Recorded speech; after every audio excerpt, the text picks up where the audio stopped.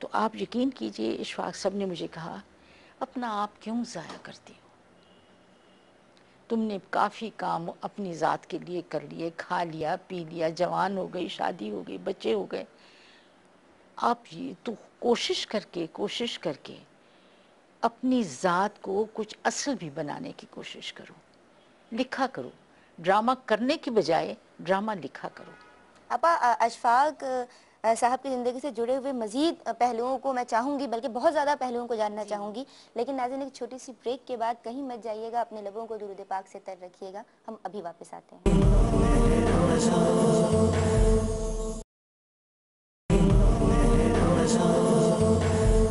ناظرین خوش آمدید، آپ پروگرام دیکھ رہے ہیں کچھ باتیں اور میں ہوں آپ کی میزبان ندا کاظمی۔ آج ہم یہاں لاہور میں بہت ہی پیاری سی آپا محترمہ بانو قدسیہ صاحبہ کے گھر میں موجود ہیں۔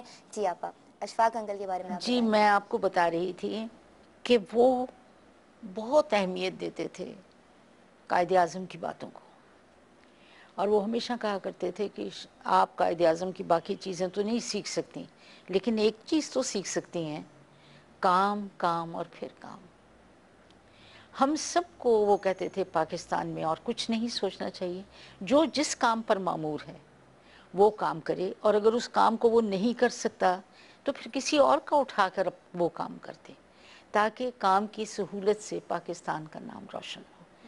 تو انہوں نے مجھے کہا کہ بھائی تم کام کیا کرو۔ میں نے کہا جی میں سارا دن تو کام کرتی ہوں، میں سارا دن تو کام کرتی ہوں۔ اور وہ کام میں نے کہا، وہ کہنے لگے کیا؟ میں نے کہا باورچی خانہ اور میں، تم ایسے کیا کرو کہ بیٹھ کر لکھا کرو۔ میں نے کہا جی کیا لکھا کروں؟ میں نے 7ویں جماعت میں ایک کتاب لکھی تھی افسانوں کی، اچھا، تو وہ میں نے آپ کو دکھائی، آپ نے کہا کہ کچے افسانے ہیں، تو میں نے کہا چھوڑو۔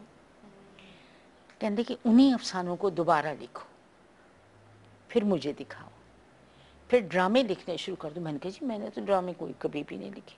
کہتے آ جائے گا، اچھے ڈرامے پڑھنا شروع کر دو، اب ڈرامہ لکھنا آ جائے گا، ٹیکنیک تمہیں سمجھ آ جائے گی۔ ماشاءاللہ۔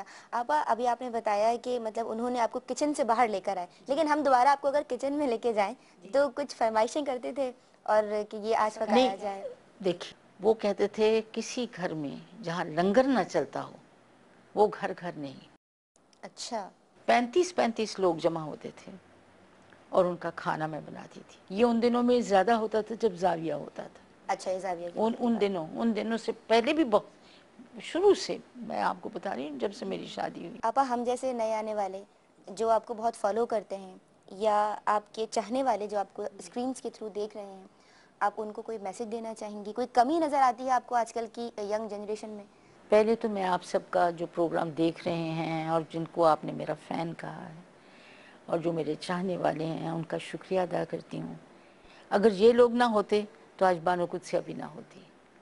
ہمیشہ شہرت لوگوں کے کندھوں پر ملتی ہے، کوئی آدمی آج خود مشہور نہیں ہو جاتا، لوگ اس کی باتیں کرتے کرتے کرتے اس کا ذکر کرتے، میڈیا اس کو بلڈ کر دیتا ہے، وہ بھی بلڈ ہو جاتا ہے اور وہ واقعتاً سمجھنے لگتا ہے کہ وہ ایک بڑا آدمی ہے، حالانکہ یہ ساری ایک تو اوپر اللہ سے توفیق ملی ہوتی ہے، اس کا تحفہ ہوتا ہے شہرت، دوسرا ان لوگوں کی زبان سے ملتا ہے جو آپ کی تعریف شہر میں کرتے پھرتے ہیں، لوگوں کو بھی اویئر کرتے ہیں کہ بانو آپا بڑی اچھی ہیں، چل اب میں نے تیرا اگر ووٹ حاصل کر لیا تو 4 آدمیوں سے تو کہے گی کہ بانو آپا۔ یہ ساری میری فائدے کی باتیں ہیں، یہ سارا فائدہ مجھے پہنچتا ہے۔ آپ دیکھیے کہ آدمی کسی کو اس وقت نصیحت کرتا ہے جب اس کا عمل بھی اس پر ہو۔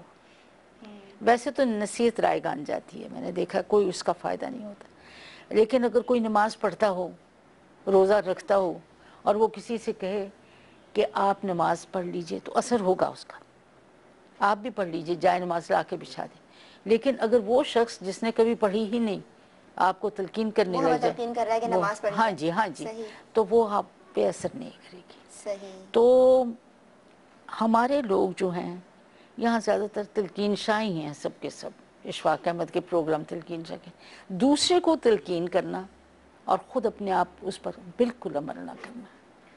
تو ان کو نصیحت کرتے ہوئے دل ڈرتا ہے، لیکن ان کے ساتھ بات شیئر کر لینے کی میں کوئی حرج نہیں، نصیحت تو نہیں ہے لیکن ان سے یہ بات شیئر کرتی ہوں کہ دوسرے کا خیال بڑا ضروری ہے. ٹھیک ہے. دوسرے آدمی کا خیال کیجئے. آپ اللہ سے دعا کیجئے کہ یا اللہ مجھے زندگی بسر کرنے کا صحیح طریقہ، سلیقہ اور کرینہ عطا فرما، آمین آمین. اور مجھے وہ عقل دے، وہ مجھے شعور دے، وہ مجھے ہمت دے کہ میں اپنے ہم وطنوں کی اور من حیث المجموع ہر مسلمان کی مدد کرنے کے لیے تیزی سے آگے بڑھ سکوں. اللہ حافظ. سبحان اللہ سبحان اللہ. آپا آپ نے اتنی محبتوں سے نوازا اور ماشاءاللہ اتنی اچھی اچھی باتیں ہم سے کی. آپ کا بہت شکریہ. عدیل آپ کا بہت شکریہ اور ناظرین آپ کا بھی بہت شکریہ. اب میں آپ دونوں سے اور ناظرین آپ سے بھی اجازت لینا چاہوں گی، لیکن اس اچھی سی بات کے ساتھ کہ میرے فخر کے لیے یہی کافی ہے کہ وہ میرا پروردگار ہے، اور میری عزت کے لیے یہی کافی ہے کہ میں اللہ تبارک و تعالیٰ کی بندی ہوں. اور اگر میں یہ کہوں کہ پروردگار میں ویسی تو نہیں جیسا تو چاہتا ہے، لیکن ہم سب کو جیسے آپا نے بھی کہا ویسا ضرور بنا دے جیسا تو چاہتا ہے. اجازت دیجیے، خوش رہیے.